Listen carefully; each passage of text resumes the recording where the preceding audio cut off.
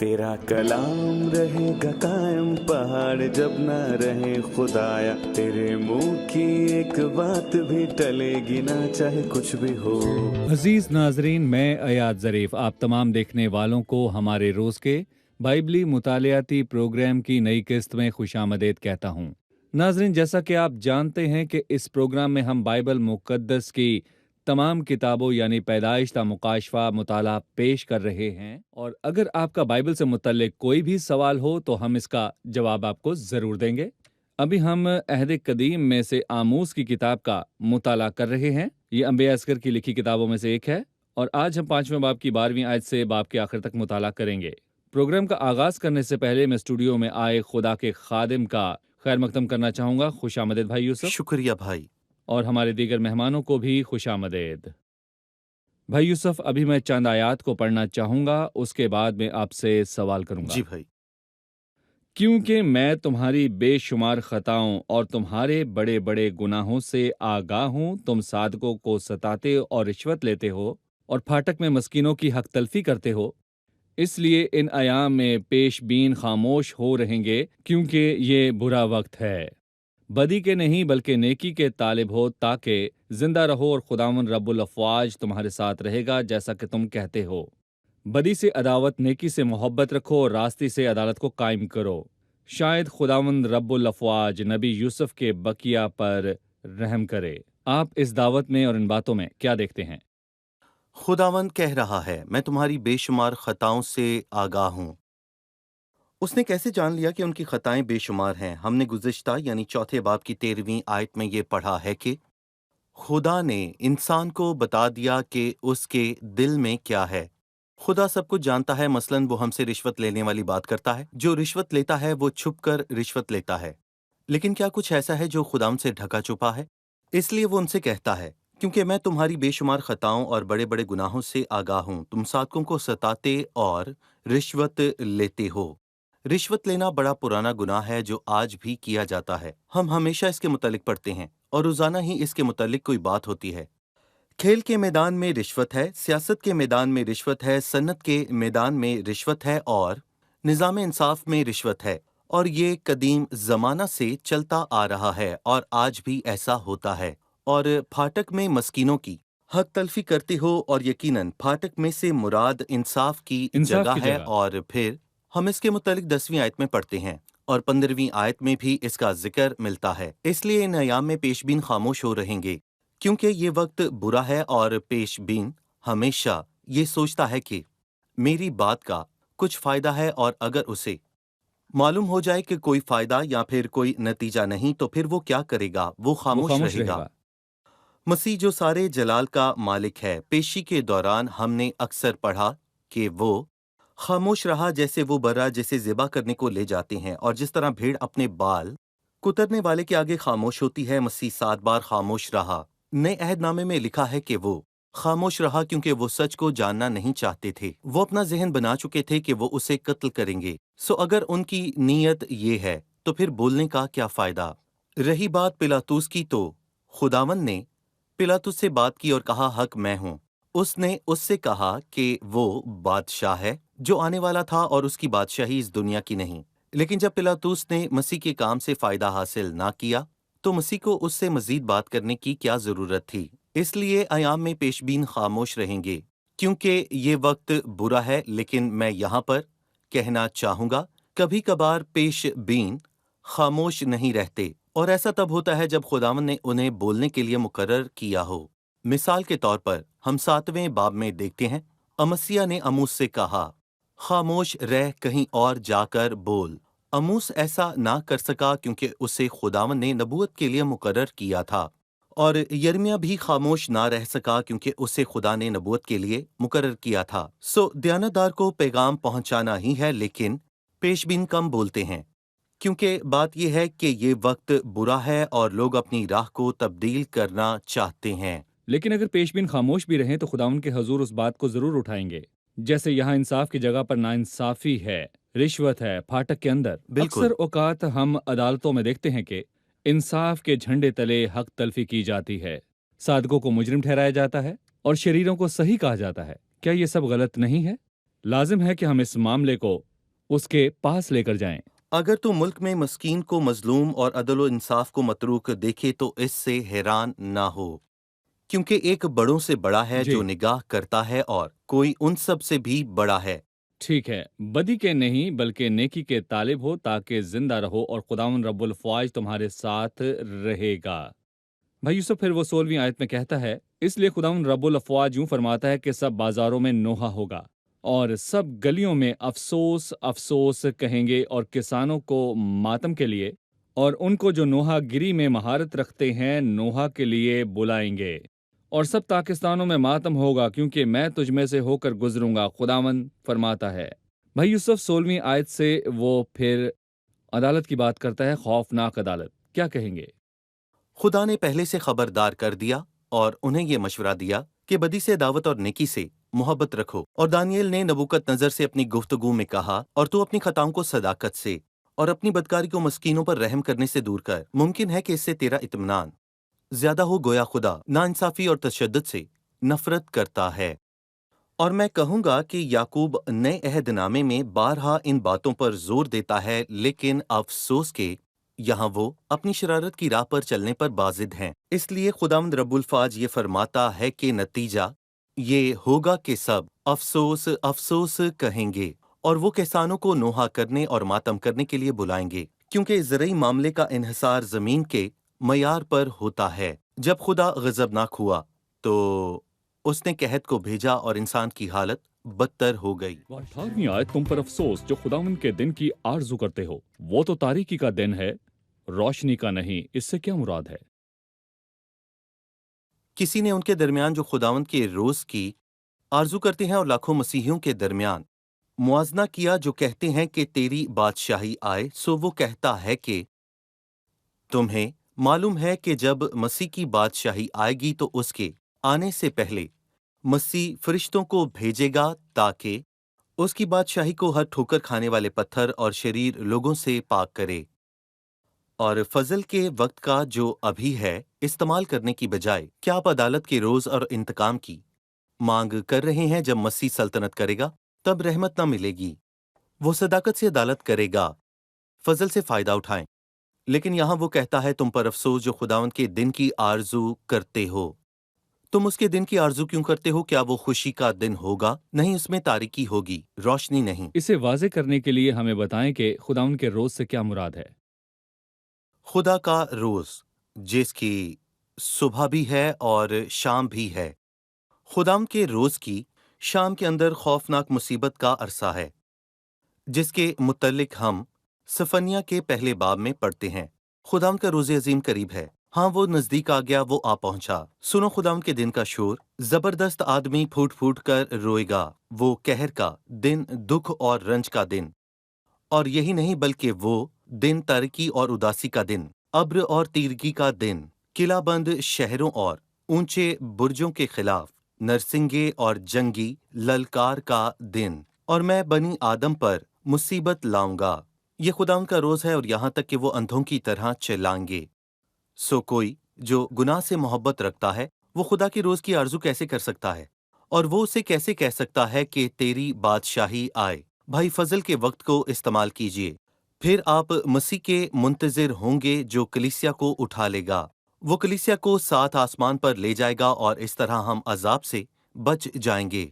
लेकिन अफसोस तुम पर जो खुदावंद के दिन की आरजू करते हो। सो खुदावन का रोज फितरी तौर पर अपने आप में शाम और सुबह दोनों रखता है। खुदावन के रोज की शाम में अदालत और सजा है, जिसका ताल्लुक बड़ी मुसीबत के अरसे से है। कलीसिया के उठाए जाने के बाद बड़ी मुसीबत का अरसा 1000 साल बादशाही के आने तक जारी रहेगा। उस रोज खुदावन के रोज की सुबह है, लेकिन इसकी शुरुआत अदालत से होती है। इसलिए वो कहता है, तुम पर अफसोस जो खुदावन के दिन की आरजू करते हो। उन्हें लगा कि ये उनकी फतह होगी, लेकिन ये तमाम बदी के कामों की अदालत है। ऐसा ही है। सो हम ये कह सकते हैं कि खुदावंद का रोज, जैसे इस नबूवत में वो रोज कहा गया है, ठीक है, उसे सुबह और शाम में तकसीम किया गया है। हमेशा ये शाम को ही शुरू होता है।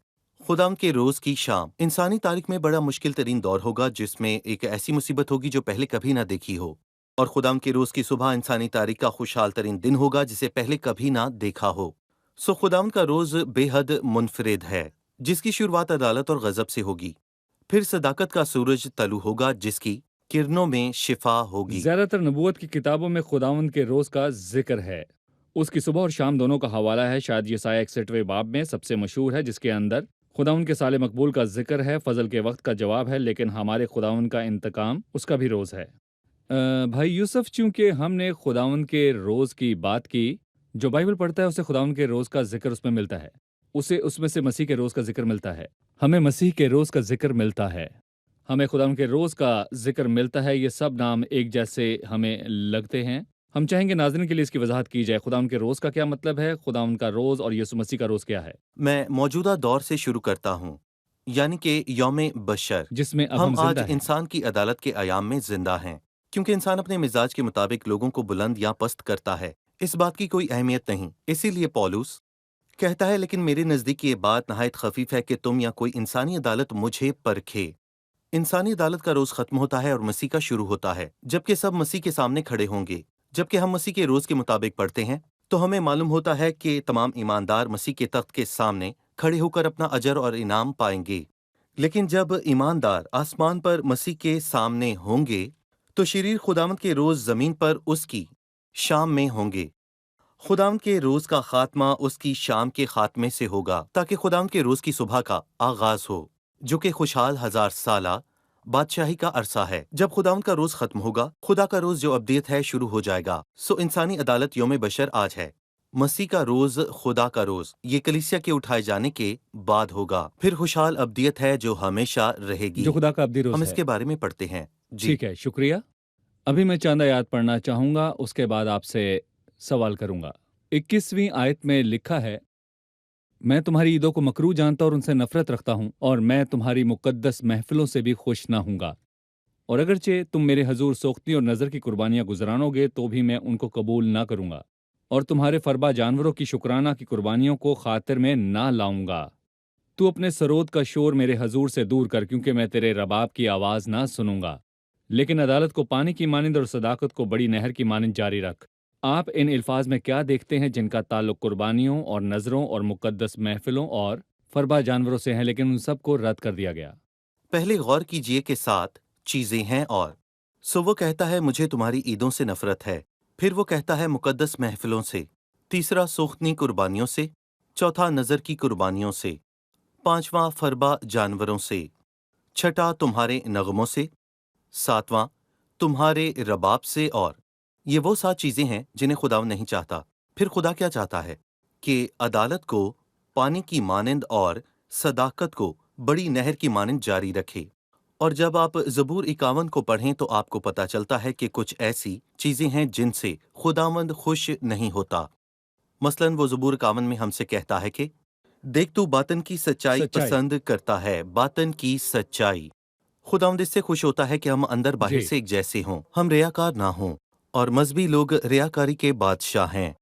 ये मैं नहीं कहता। अगर आप मत्ती 23 को पढ़ते हैं, तो आपको दुनिया के अजीम तरीन मजहबी लोगों के मुतल्लिक मालूम होता है, यानी मसीही दौर के यहूदी वो कैसे थे। सफेदी फिरी कब्रों की मानें, सही। जो बाहर से तो खूबसूरत नजर आती हैं, लेकिन उनके अंदर क्या है? अंदर मुर्दा हड्डियां और निजासत भरी है। सो खुदावंद बातन की सच्चाई से खुश होता है। और इसी ज़बूर में लिखा है, क्योंकि कुर्बानी में तेरी खुशनुदी नहीं, वरना मैं देता। और इसका मतलब है कि खुदा उन कुर्बानियों को यकसर मुस्तरद करता है, बल्कि वो उन कुर्बानियों को रद्द करता है जो खालिस दिल से कुर्बानी नहीं गई, जो खुदा से मोहब्बत रखने वाला है। इसीलिए मुझे तुम्हारी ईदों और मुकद्दस महफिलों से नफरत है, तुम्हारी सोख्ती कुर्बानियों और नजर की कुर्बानियों से। मुझे इन सब से नफरत है। मैं सच्चाई को चाहता हूँ। मैं दिल से ये उम्मीद करता हूँ कि हमारे प्यारे नाजरीन ये जान लें कि खुदा सच्चाई के लम्हे को चाहता है, और सच्चाई की जिंदगी को, ना कि झूठ और रियाकारी को, क्योंकि खुदा रियाकारी और झूठ को अदालत में दोहरा गुनाह ठहराएगा। सो भाई यूसुफ, अगर कोई इबादत और परस्तिश कर रहा है और साथ ही वो नापाकी में भी मुब्तला है, या झगड़ालू या शहवत परस्त है, या खुदा के हजूर खड़ा होकर इबादत करने के बाद बाहर निकलकर कत्ल करता फिरता है, आबरूरेजी करता या जलाता है, तो ऐसी जिंदगी को आप क्या कहेंगे? ये दोहरा म्यार है। ये रियाकारी और बददियानती है, और खुदावंद को इनसे नफरत है। देखिए वो क्या कहता है, मुझे तुम्हारी ईदों से नफरत है। सो ये कुछ ऐसा है जिससे खुदावंद को नफरत है, और इंसान ऐसा फितरतन करता है। और मैं कहूँगा कि गोया ये तो कोई बात नहीं कि खुदावंद कहता है कि मुझे इससे नफरत है। मैं सच्चाई को चाहता हूँ। ठीक है, लेकिन यहाँ मैंने एक बात देखी, वो इन सब बातों को उनसे मुंसलिक करता है बजाय उसे खुदावंद की ईद कहने के। उसने उनके मुतल्लिक कहा, तुम्हारी मुकद्दस महफिलों से, तुम्हारी नज़र की कुर्बानियों, तुम्हारे फरबा जानवरों। उसने सब बातों को उनसे मुंसलिक किया। क्या वो ईदें नहीं? बेशक वो खुदावंद की ईदें हैं। हम इसके मुतल्लिक अहबार की किताब में पढ़ते हैं, तुम मेरे हुक्मों पर अमल करना और मेरे आइन को मानकर इन पर चलना। लेकिन जब खुदावंद ही इन ईदों में शामिल नहीं है, तो अब ये खुदावंद की ईदें नहीं रहीं बल्कि तुम्हारी ईदें हैं। मैं इन्हें नहीं चाहता। जब खुदावंद के लिए ही मोहब्बत नहीं जबकि तुम सूखती कुर्बानियां गुजरानते हो, तो मुझे ऐसी सूखती कुर्बानियां नहीं चाहिए। क्या खुदा को किसी चीज की कमी है? क्या उसे तुमसे कुछ चाहिए?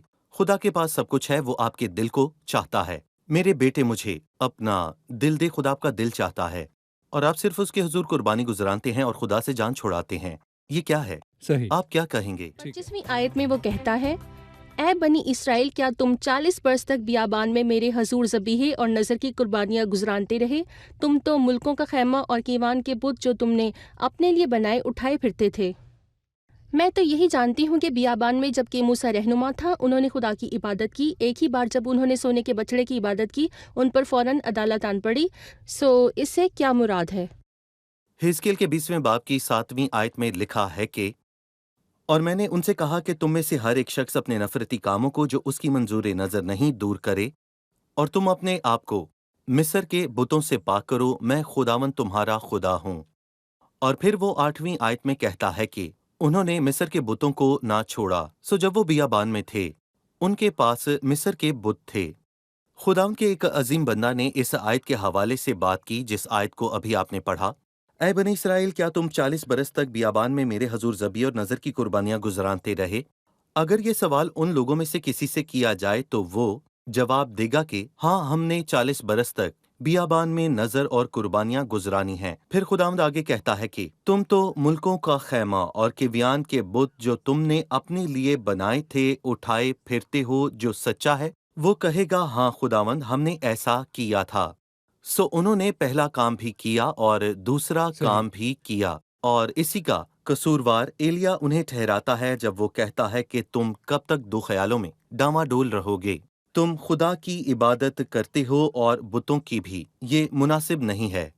अगर खुदावंद खुदा है, उसकी पैरवी करो। अगर बाल खुदा है, उसकी करो। लेकिन खुदा और बुतों की, दोनों की इबादत करना, 1 घंटा बुत की और 1 घंटा खुदा की इबादत करना ठीक नहीं। ठीक है, उस बुत के मुतल्लिक कुछ बताइए जिसका नाम मलकू और केवान है। यकीनन इसका जिक्र बाइबल की और जगहों पर भी है। बादशाह जब लोग उस मुल्क में गए, उन्होंने खुद को भी उन बुतों से नापाक किया। इसके मुतल्लिक बताइए। ये अमूरियों का देवता था। मुल्कों, अमूरियों का देवता। लफ्ज मुल्कों का मतलब है बादशाह। मतलब जब आप खुदावंद के सिवा किसी को बादशाह मानकर इबादत करते हैं, वो जो कोई भी है वो बुत है।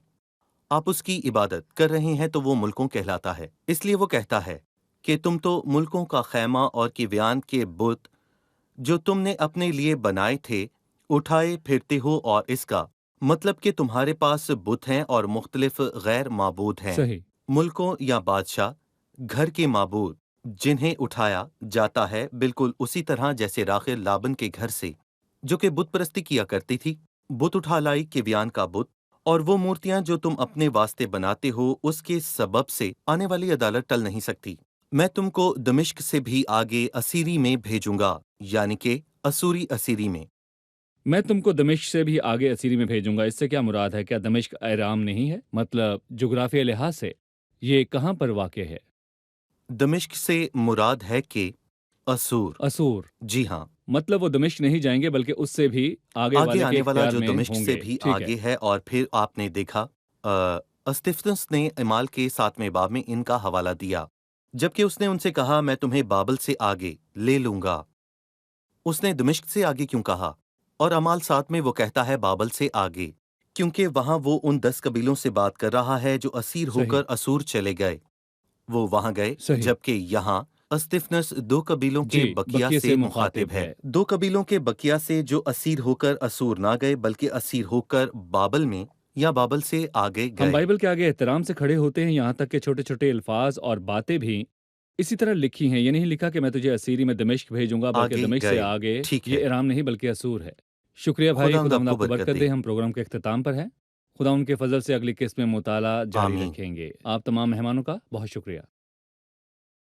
عزیز ناظرین، خدا نے ان لوگوں کو بہت بار خبردار کیا، لیکن ایسا نہیں کہ اس نے انہیں صرف بے شمار مرتبہ مصری دیوتاؤں کی عبادت سے خبردار ہی کیا، جن کے بیچ سے میں تجھے نکال لایا۔ اموریوں کے دیوتاؤں کی عبادت نہ کرو ورنہ تو انہی کی جگہ جائے گا۔ لیکن افسوس، اس قوم کی پوری ایک تاریخ ہے جو قدیم مصری دیوتاؤں سے منسلک ہے۔